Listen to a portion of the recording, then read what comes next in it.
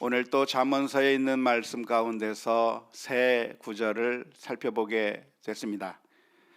먼저 잠언서 14장 20절 말씀에 보면 이런 말씀이 기록되어 있습니다. 가난한 자는 이웃에게도 미움을 받게 되나 부요한 자는 친구가 많으니라 라고 하는 말씀입니다. 어쩌면 우리가 살아가면서 많이 겪게 되고 느끼게 되는 그런 말씀이라고 할 수가 있겠습니다. 한번 질문을 던져보고 싶은데요, 우리 크리스찬들은 가난하게 살아야 됩니까? 부자로 살아야 하는 것입니까? 가난해야 좋습니까? 부유하는 것이 좋습니까? 네? 부유한 게 좋아요? 가난한 게 좋아요? 아니요.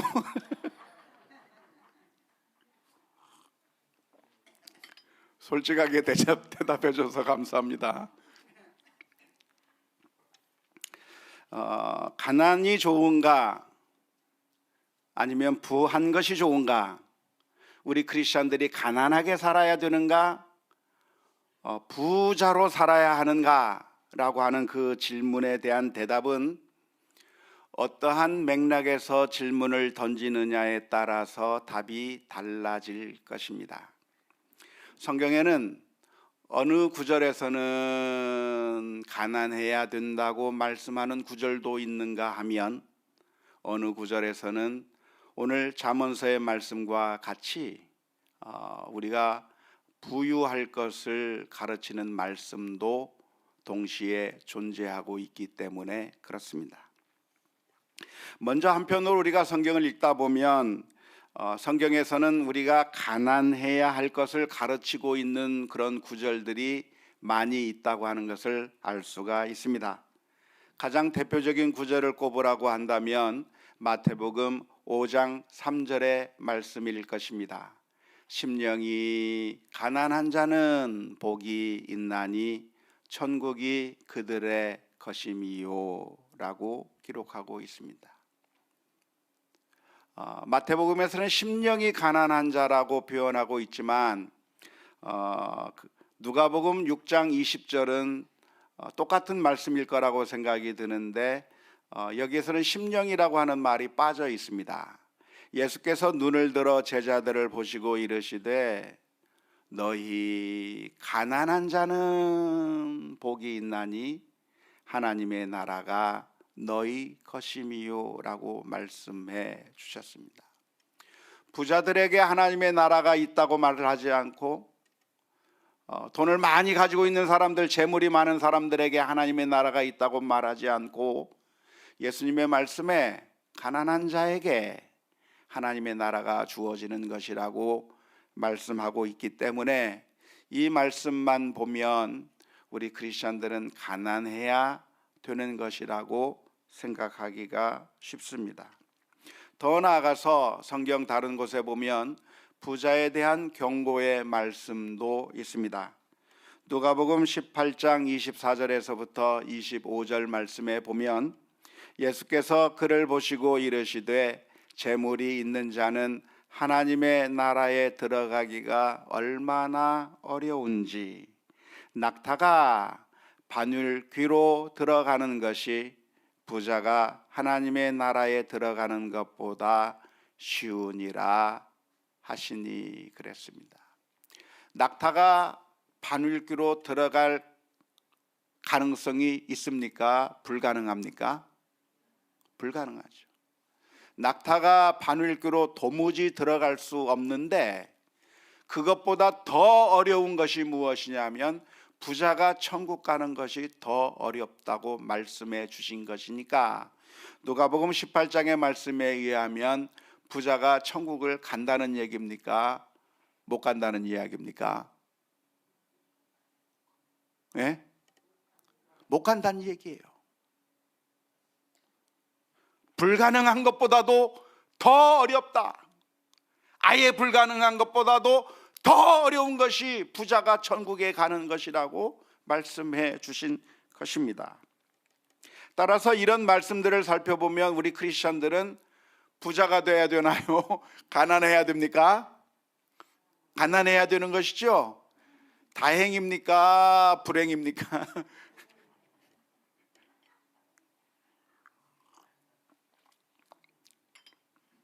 하지만 성경에서 성경 여러 곳에서 우리가 가난해야 하나님의 나라에 들어갈 수 있다고 하는 표현의 말씀들이 있기는 있지만, 그렇다고 해서 크리스찬들이 정말로 가난하게 살아야만 하는 것은 아닙니다. 왜냐하면 우리가 성경을 해석할 때는 성경 어느 한 구절 또는 어떤 한 표현에 의지해서 성경을 해석하는 것이 아니라 성경 전체의 가르침을 모두 다 종합해서 모두 다 함께 고려해서 같이 결론을 내려야 되기 때문에 어느 한 구절에만 의존해서 결론을 내릴 수 없기 때문에 그렇습니다. 사실 성경에서 우리가 가난해야 하나님의 나라를 얻을 수 있고 가난해야 하나님의 나라를 들어갈 수 있다고 말하는 그 의미는, 우리가 실제적으로 돈이 없는 가난한 사람이어야만, 부자는 도무지 재물이 많은 사람은 도무지 천국에 갈 수 없고, 오로지 재물이 없는 정말 가난한, 찢어지게 가난한 그런 사람들만 천국에 갈 수 있다고 하는 그런 의미에서 이 말씀을 해주신 것이 아니라 사실은 비유적인 의미예요. 마태복음 5장 3절에서 심령이 가난함에 대해서 이야기하고 있는데요, 가난한 것이 물질적으로 가난한 것을 이야기하고 있는 것이 아니라 심령이 가난한 자가 천국에 가는 것이라고 해서 이 가난함을 이 비유적으로 사용해서 영적으로 가난함, 심령이 가난함에 대해서 말하고 있는 것입니다. 누가복음 6장에서는 심령이라고 하는 말이 빠져 있기는 하지만, 그래도 누가복음의 말씀도 역시 비유적인 의미로 영적으로 가난한 자, 심령이 가난한 자가 천국에 간다고 하는 그런 의미이지, 돈이 없는 사람이 찢어지게 가난한 사람들이, 그런 사람들이 천국에 가고 부자는 전혀 천국에 갈 수 없다고 하는 그런 의미의 말씀은 아닙니다. 성경에서 말하는 가난함, 천국에 갈 수 있는 그 가난함이라고 하는 것이 무엇이냐면, 내가 구제불능의 상태라고 하는 사실을 깨닫고 내 힘으로는 아무것도 할 수 없다고 하는 사실을 자각하고 하나님의 자비로우심, 하나님의 은총 앞에 무릎 꿇고 하나님의 은혜를 간구하는 그런 겸손한 상태를 가리켜서 영적인 가난함이라고 말할 수가 있는 것입니다. 그런 의미에서 세리는 영적으로 가난한 사람이었습니다. 세리는 부자였습니까? 가난한 사람이었습니까? 부자였어요. 당시 대부분의 유대인들은 가난한 사람들이 대부분이었습니다. 오직 소수의 유대인들만 부를 소유하고 있었고, 대부분의 유대인들은 다 가난한 사람들이었습니다. 근데 그 가운데 특별히 부자였던 사람들이 누가 있었냐면 세리들이에요. 세리들은 나쁜 짓을 하면서 돈을 엄청나게 착취했기 때문에 많은 부를 축적하고 있는 것입니다. 엄청나게 부자인 그 세리가 놀랍게도 하나님 앞에 나와서 엎드렸습니다. 그리고 하나님 앞에 기도했습니다. 기도할 때 뭐라고 기도했냐면, 하나님이여 나를 불쌍히 여기소서, 나는 죄인이로소이다. 그 세리가 하나님 앞에 자기 가슴을 치면서, 내가 하나님 앞에 합당한 인생이 아니고 더러운 죄인이기에 내 힘과 능력으로는 저 하나님 앞에 갈 수가 없고, 오로지 하나님께서 자비를 베풀어 주셔야만, 오로지 하나님께서 은혜를 베풀어 주셔야만 내가 하나님의 그 은총을 받아야만 하겠다고 하는 그 간절함으로 하나님 앞에 엎드렸을 때, 우리 예수님께서는 선언하시기를, 하나님께서는 저 세리를 의롭다고 말씀하신 겁니다. 돈이 많은 사람이 천국에 못 가는 것이 아니라 사실은 영적으로 가난한 상태에 있는 사람이 하나님 앞에 나아갈 수 있다고 하는 것을 말씀하기 위해서 심령이 가난한 자가 복이 있고 심령이 가난한 자가 하나님의 나라가 저희 것이라고 주님께서 말씀해 주신 것입니다. 하지만 바리새인의 경우에는 스스로 부요한 사람이 되었습니다. 바리새인은 어쩌면 세리보다는 물질적으로는 가난한 사람이었을 겁니다. 훨씬 더 가난한 사람이었을 겁니다. 하지만 세리는 자기 스스로 세리가 아니라 바리새인은 늘 종교적인 생활을 철저하게 해왔던 사람들이기 때문에 일주일에 금식을 2번씩이나 했고 11조를 철저하게 드렸을 뿐만 아니라 하나님의 말씀을 철저하게 잘 지켜서 자기 자신은 의롭다고 생각한 거죠. 나는 저런 더러운 죄인들과는 상종을 하지 않고, 나는 저런 더러운 죄인과는 어울리지 않고, 나는 하나님의 거룩한 백성이고 내가 이 정도면 하나님 앞에 갈 수 있지 않겠느냐라고 하는 그런 교만함으로 영적인 부요함을 가지고 하나님 앞에 나아가게 되었을 때, 그 바리새인은 물질적으로는 가난했을런지 모르지만 심령이 부요한 자였고 하나님 앞에 무릎을 꿇을 수 없는, 그저 자기 자신의 자랑만을 내놓을 수밖에 없는 영적으로 교만한 사람이었기 때문에, 그렇게 심령이 부요했던 사람은 하나님의 나라에 합당할 수가 없었다고 하는 것을 우리가 성경에서 살펴보고 볼 수가 있는 것입니다. 따라서 예수님께서 가난한 자가 복이 있다고 하는 것은 돈이 있느냐 없느냐를 말씀하시는 것이 아니라 심령이 가난해서 나는 도무지 구제불능의 사람이요, 나는 하나님의 은총이 아니면, 은혜가 아니면 살 수 없다고 하는 그런 간절한 마음으로 하나님 앞에 울부짖며 엎드리는 자만이 하나님의 은총을 받을 수 있다고 하는 그런 의미에서 가난함을 말하고 있다고 하는 것을 기억해야 할 것입니다. 성경은 동시에 우리가 부요할 것을 가르쳐 주고 있습니다. 우리가 이 세상에서 누리는 그 모든 것들은 사실은 악한 것이 아니라 하나님께서 창조해 놓으신 이 세상의 그 풍성함에 우리가 참여하는 것입니다. 웨스민스터 신앙 고백서에 보면 사람의 제일 된 목적이 무엇이냐라고 하는 그런 질문에 대해서 하나님을 영화롭게 하고 하나님을 즐거워하는 것이라고 했습니다. 인조이하는 것이죠. 하나님의 풍성함을 누리는 것이죠.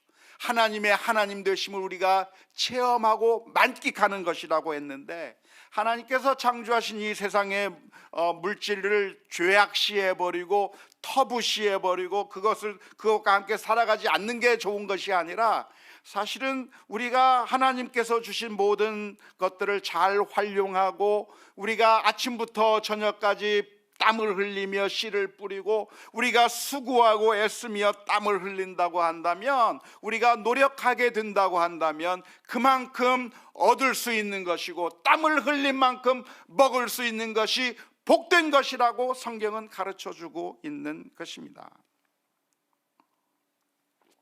성경 전체에서는 우리가 열심히 수고하고 애써서 그에 따른 열매를 얻는 것은 당연한 것이고 그것은 하나님의 축복이라고 하는 사실을 분명하게 가르쳐주고 있습니다. 특별히 잠언서의 말씀을 보면 우리가 게으르지 말고 부지런히 일하면서 그래서 부를 얻어야 할 것을 가르쳐주고 있는 내용이 잠언서의 말씀 가운데 많이 나오고 있는 것입니다. 따라서 부유함과 가난함에 대해서 우리가 잘못된 견해, 우리 기독교의 전통 속에서 보면 이 재물과 관련해서 일부 성경 구절만을 의지해서 극단적으로 가르치는 사람들이 종종 있고, 그리고 그런 극단적인 가르침을 굉장히 좋아하는 사람들이 많이 있습니다. 실제로는 따라가지도 못하면서 그것이 너무 좋다고 추앙하는 사람들이 많이 있는데, 사실은 그게 아니라 우리가 바른 성경적인 관점을 가져야 할 것이라고 믿습니다. 오늘 특별히 우리가 잠언서 14장 20절의 말씀을 살펴보고 있습니다. 잠언서 14장 20절의 말씀에서 가난한 자는 이웃에게도 미움을 받게 되나 부유한 자는 친구가 많아진다고 가르쳐 주고 있습니다. 하지만 이 말씀을 오해하지 않았으면 좋겠는데요, 그러니까 돈이 많은 게 최고다라고 하는 그런 의미의 말씀을 드리는 것은 아닙니다. 무슨 수단과 방법을 가리지 말고, 그러니까 부자가 돼야 되겠다, 우리가 부자가 되어야만 그래야 성공한 것이다, 어떤 방법을 써더라도 부자가 되어야 되겠다고 하는 것을 말씀하는 내용은 아닙니다. 더 나아가서 단순히 부자가 되는 것이 무조건 좋다고 가르쳐주는 말씀도 아닙니다. 사실 여기서 가난한 자가 미움을 받는다고 했는데, 가난한 자가 미움을 받는 이유가 무엇일까요? 가난한 자가 미움을 받는 이유, 사실은 여기에서도 심령이 가난한 자라고 이해하는 것이 좋습니다.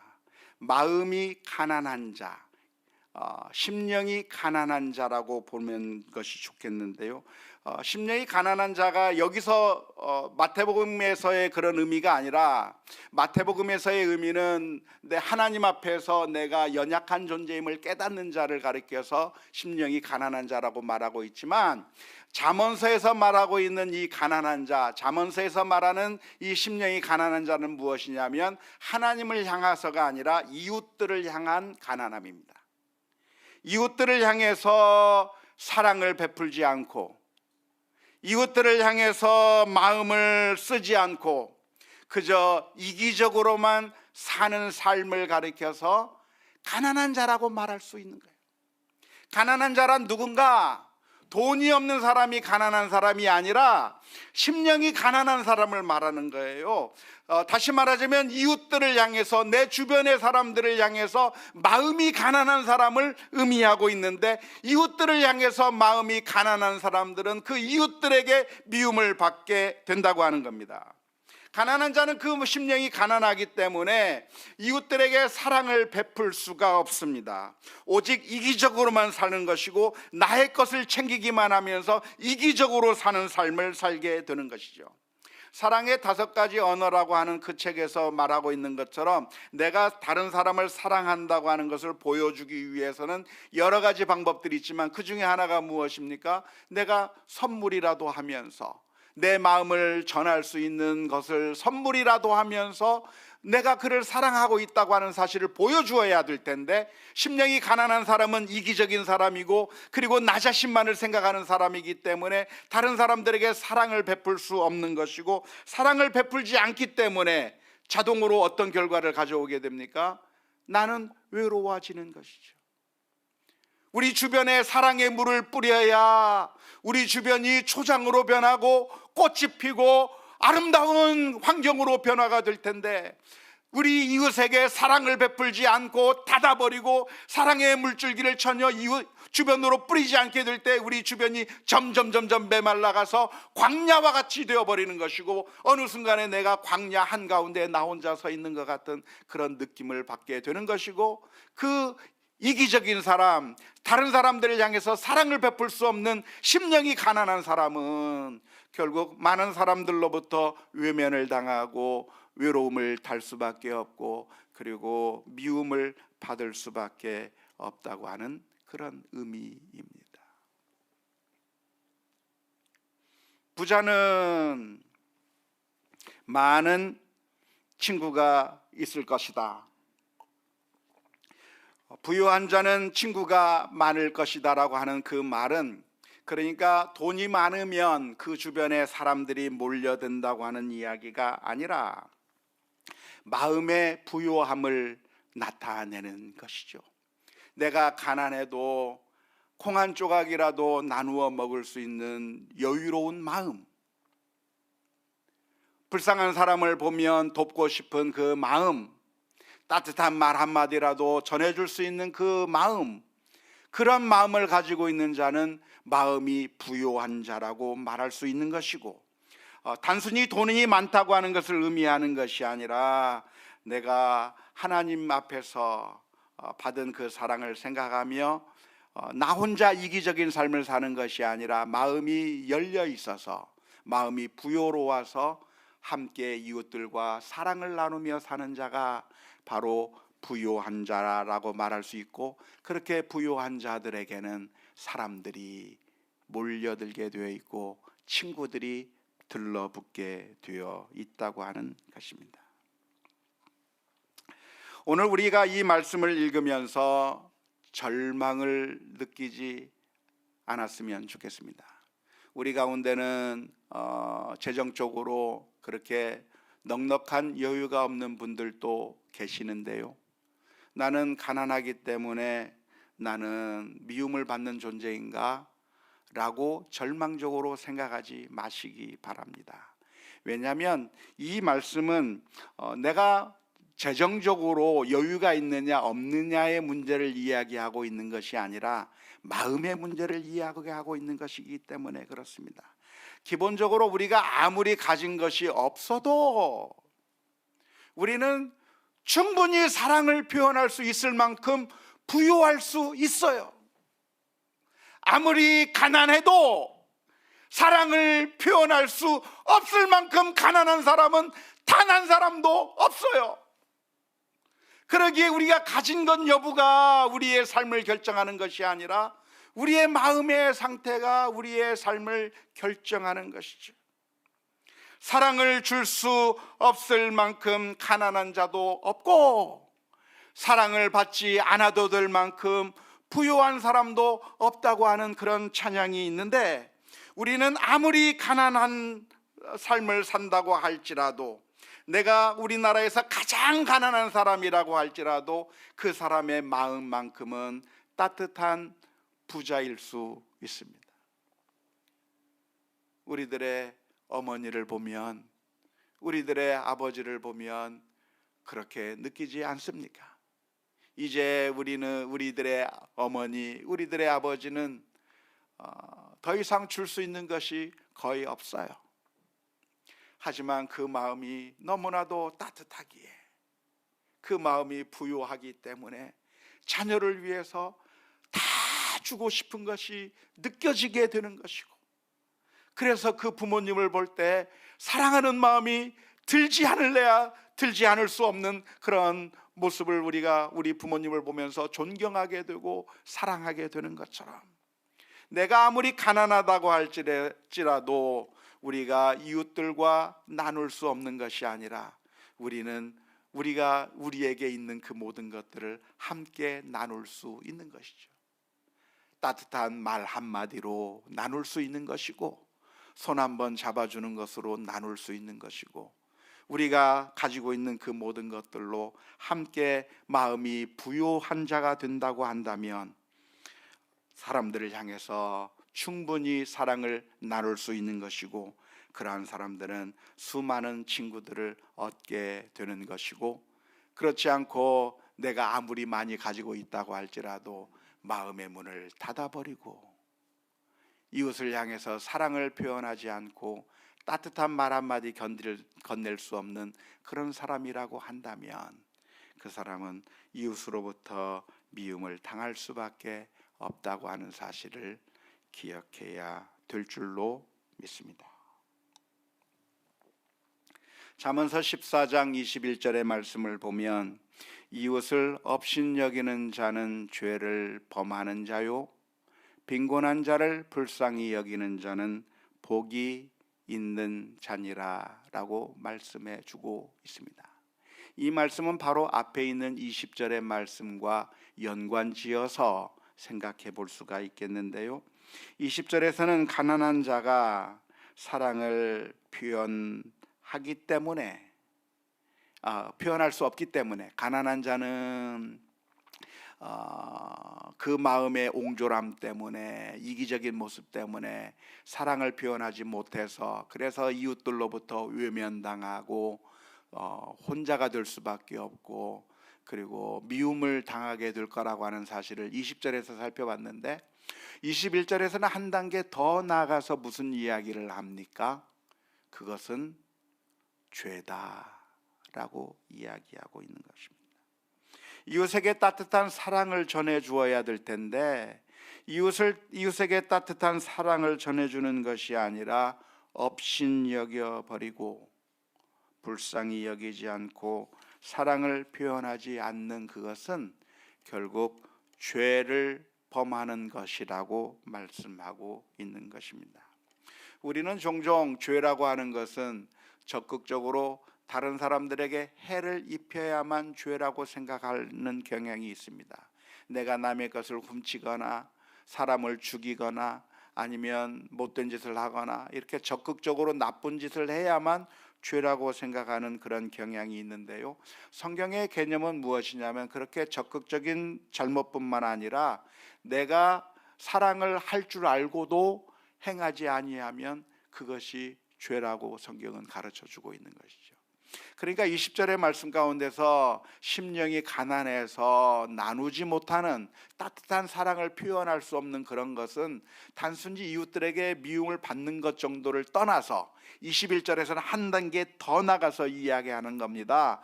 그것은 바로 죄를 범하는 자라고 이야기하고 있습니다. 그것이 엄청난 큰 죄라고 하는 사실을 우리가 기억해야 되는 것이고, 부자는 누굽니까? 불쌍히 여기는 것입니다. 부자는 빈곤한 자를 불쌍히 여기는 자인 것입니다. 부자는 우리 주변에 있는 연약한 지체들을 외면하지 않고 사랑의 말이라도 따뜻한 손이라도 사랑을 베풀 수 있는 자가, 그런 자가 부자인 것임을 기억해야 할 것입니다. 14장 22절의 말씀 가운데서는 이렇게 표현하고 있습니다.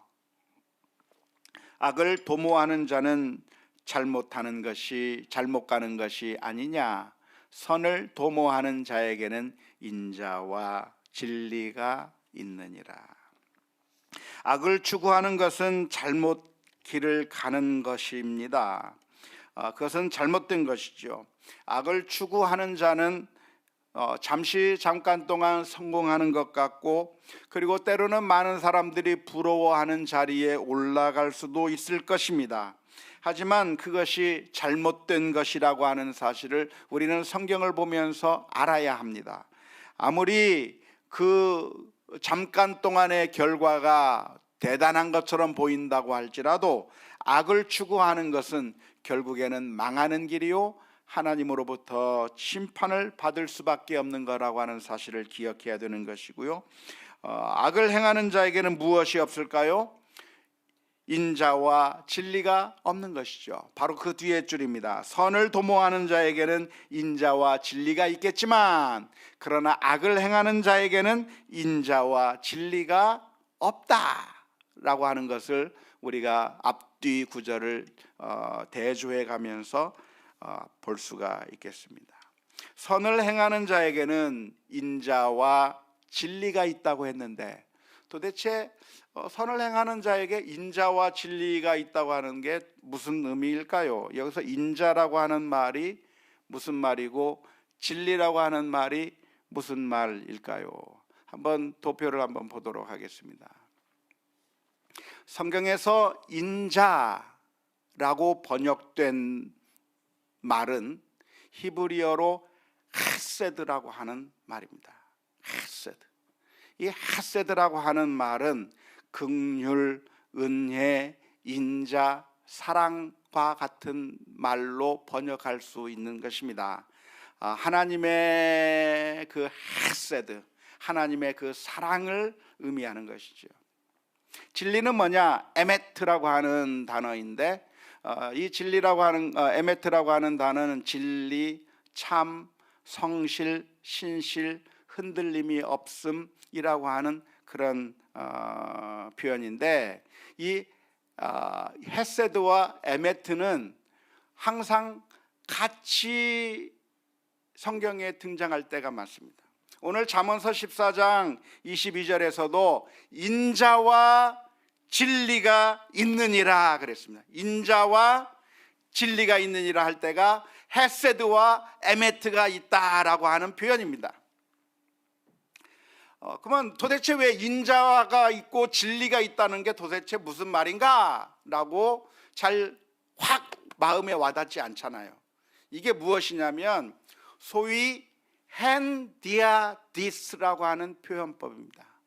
hen dia this라고 하는 표현법인데, 이것은 성경 해석학에서 지나가면서 한번 간단하게 언급을 했습니다마는, hen이라고 하는 것은 하나고 dia는 통하여라고 하는 말이고 this라고 하는 말은 둘입니다.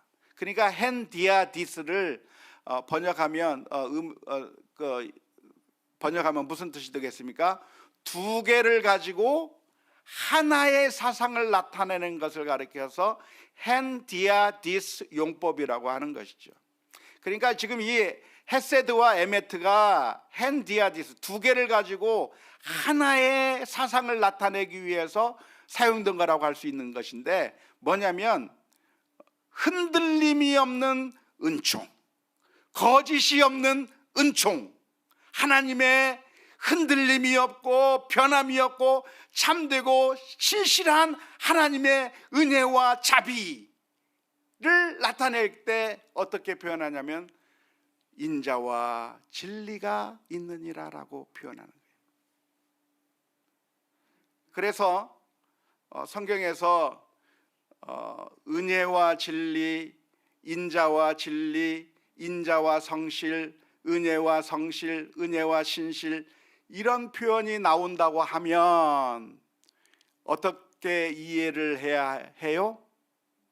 하나님의 흔들림이 없는 참된 은총으로 이해를 하셔야 합니다.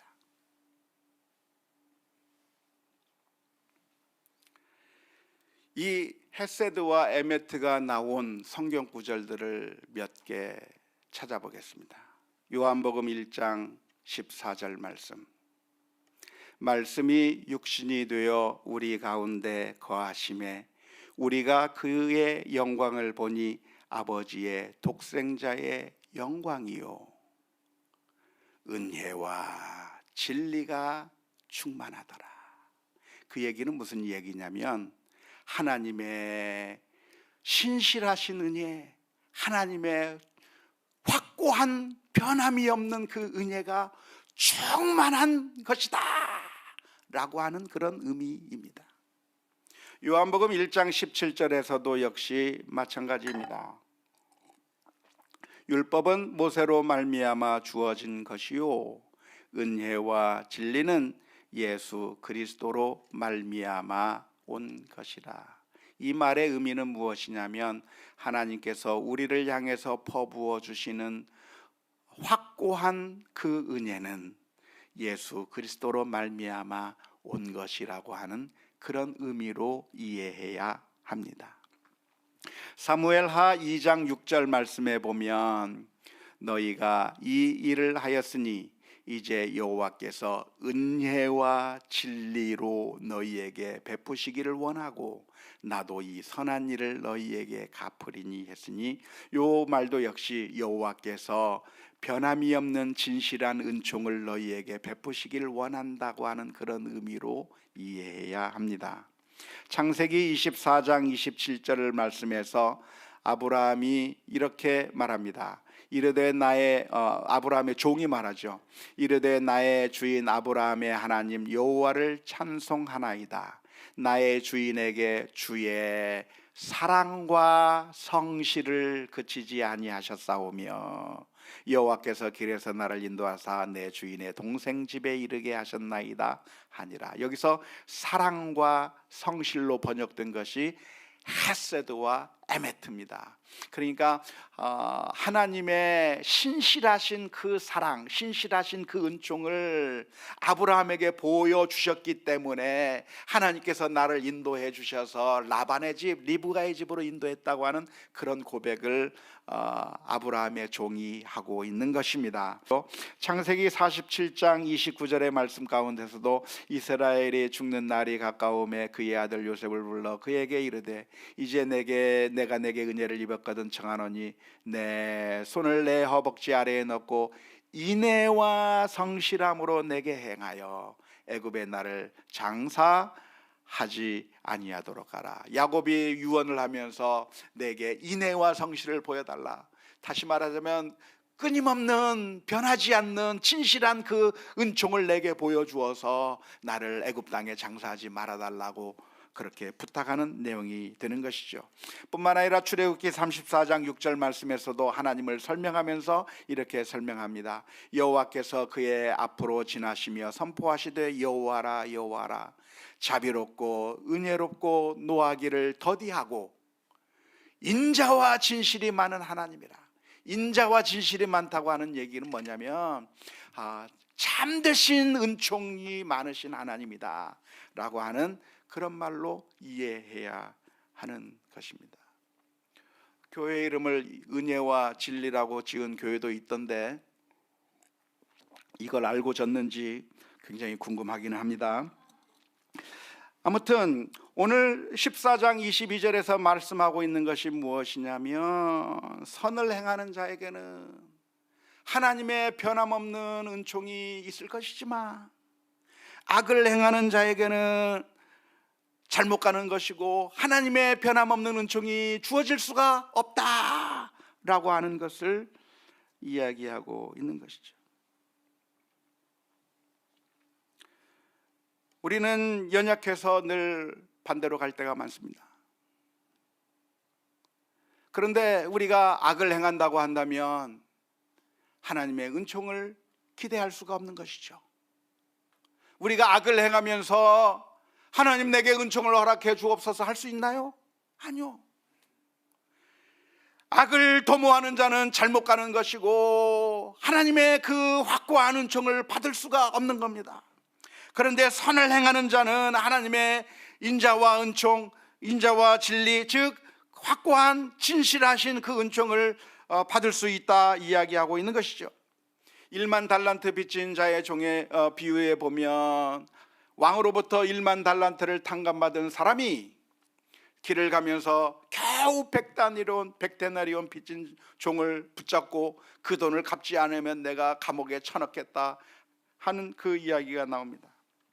그 이야기를 들은 임금이 화가 나서 그 1만 달란트 빚졌던 종을 다시 잡아 넣었다고 하는 비유를 예수님께서 말씀해 주고 계신데요.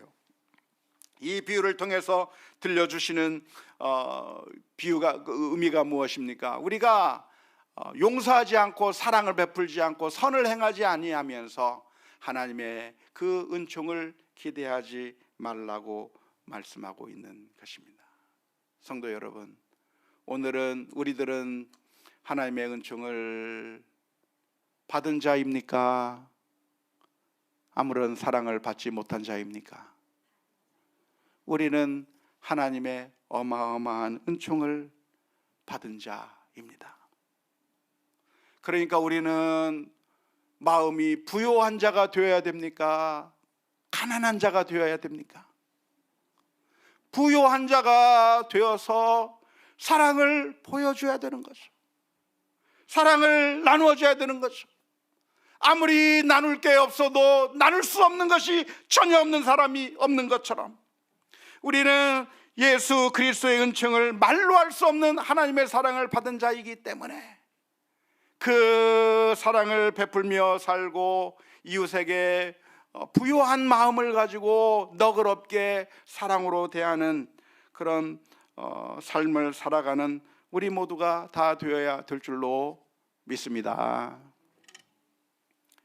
이번에 우리 황석연 장로님께서 소천하셔서 장례를 오늘 아침까지 해서 다 장례 절차를 마쳤습니다. 참 우리 교회에 존경받는 은퇴 장로님이신데 이런 분을 잃는 것이 너무나도 슬픈 일이었습니다. 그러나 은혜 가운데 장례를 잘 마치게 됐는데요.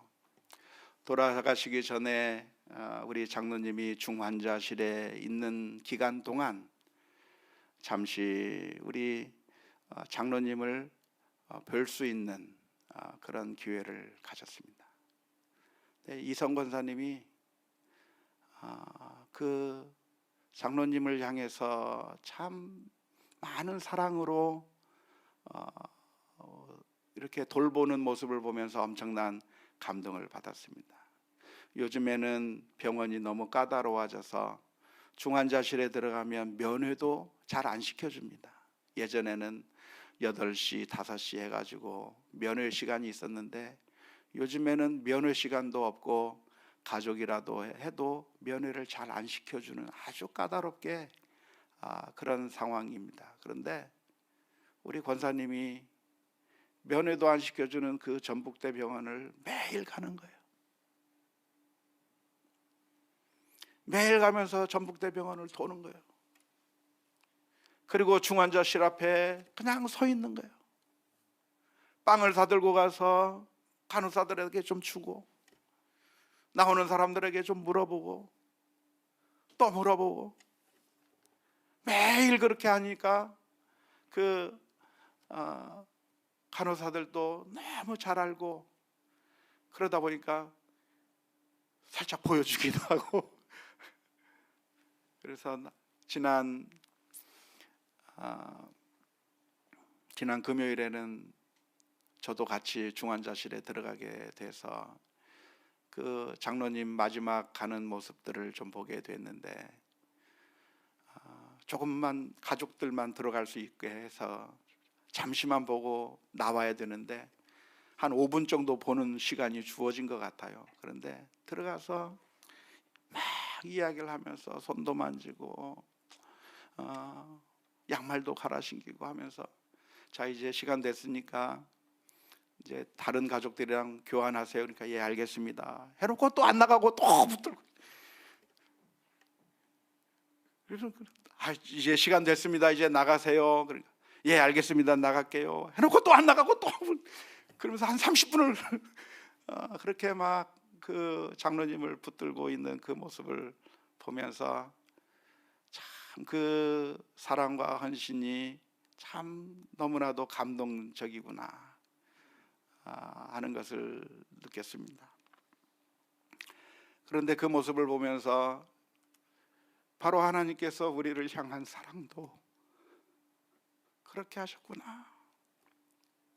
우리가 죄악 가운데서 영원히 멸망받을 수밖에 없을 때 하나님께서 이 나쁜 놈들하고 가망성 없구나 하고 끝내버리고 그냥 포기해버리신 것이 아니라 우리 하나님께서는 우리를 살리시기 위하여 가장 소중한 하나밖에 없는 그 아들을 십자가에 내어주시면서까지 저와 여러분들을 향한 놀라운 사랑을 베풀어 주신 사랑이 하나님의 사랑인 줄로 믿습니다. 그런 놀라운 사랑을 우리가 받았다고 한다면 우리가 이 세상에 살아가는 동안에 우리의 마음을 이기적이고 탐욕적이고 나만 아는 그런 영적으로 심령이 가난한 그런 삶이 아니라 하나님의 그 놀라운 사랑을 우리들의 마음속에 품었기 때문에 하나님의 사랑 때문에 우리가 부유해져서 그래서 그 부유함이 우리 주변으로 흘러넘치고 우리 주변에 흘러넘쳐서 많은 사람들에게 하나님의 사랑을 보여주고 또 선한 길로 갈 수 있는 우리 모두가 되어야 될 줄로 믿습니다.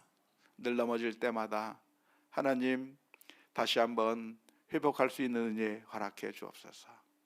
영적으로 심령이 부유한 자가 되게 해 주옵소서. 기도하며 나아가는 우리 모두가 다 될 수 있기를 주님의 이름으로 축원합니다.